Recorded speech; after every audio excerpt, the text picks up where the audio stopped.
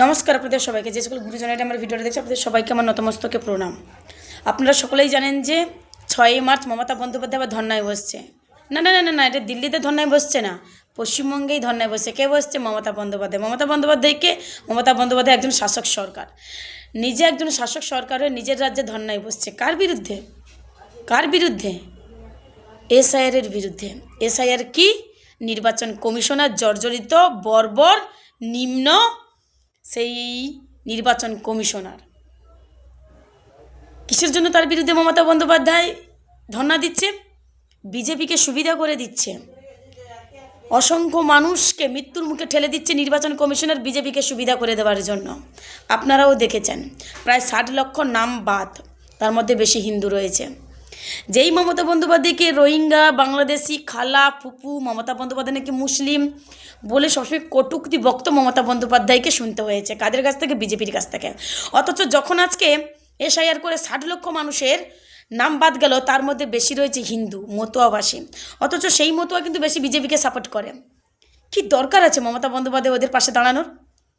কারণ এই পশ্চিমবাংলাতে বিজেপি অনেক সংখ্যক ভোটে পিছিয়ে। এসআইআর করার পরেও যদি মমতা বন্দ্যোপাধ্যায় মানুষের পাশে না দাঁড়াতো, তারপরেও কিন্তু মমতা বন্দ্যোপাধ্যায় চতুর্থবারের জন্য মুখ্যমন্ত্রী হতো। কেউ মমতা বন্দ্যোপাধ্যায়কে হারাতে পারতো না। এসআইআর করার পরেও যদি মমতা বন্দ্যোপাধ্যায় মানুষের পাশে না দাঁড়াতো, নির্বাচন যদি হতো, তবুও কিন্তু মমতা বন্দ্যোপাধ্যায় মুখ্যমন্ত্রী হতো। কথাটা আবার আমি রিপিট করলাম। তাহলে মমতা বন্দ্যোপাধ্যায় কেন ধর্নায় বসছে? কারণ মমতা বন্দ্যোপাধ্যায় কাছে মানুষ আগে। মমতা বন্দ্যোপাধ্যায় তার কাছে ভোটটা আগে নয়, তার কাছে মানুষ আগে। হাহাকার চিৎকার করছে মানুষ। মতুয়াবাসী কেউ আত্মহত্যা করে ফেলছে। বেশি রয়েছে হিন্দু। কোথায় রোহিঙ্গা? কোথায় বাংলাদেশি? তাহলে কি 60 লক্ষর মধ্যে সবথেকে বেশি হিন্দু জাতি রয়েছে? তাহলে তারাই কি বিজেপির কথা অনুযায়ী, তারাই কি বিজেপির নেতাদের কথা অনুযায়ী রোহিঙ্গা? তারাই কি পাকিস্তানি থেকে এসছে? তাহলে কি মতুয়াবাসী রোহিঙ্গা?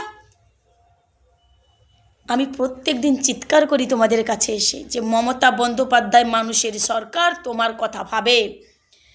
আর এই বিজেপি যদি মানুষের কথা ভাবতো, এইভাবে বৈধ ভোটার, সেটা তো আপনারাও দেখছেন সোশ্যাল মিডিয়া নিউজ চ্যানেল খুললে।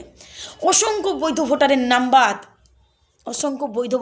নাম বাদ, ডিলিট হয়ে গেছে অসংখ্য মানুষের নাম। তাদেরকে নিয়ে যাবে ডিটেনশন ক্যাম্পে। মমতা বন্দ্যোপাধ্যায় তাদেরকে বাঁচানোর জন্য তাদের নাগরিকত্ব নির্বাচন কমিশনের যে নিম্ন একটা বর্বর জর্জরিত নির্বাচন কমিশনারের হাত থেকে তার বাংলার মানুষকে মমতা বন্দ্যোপাধ্যায় বাঁচাতে চাইছে।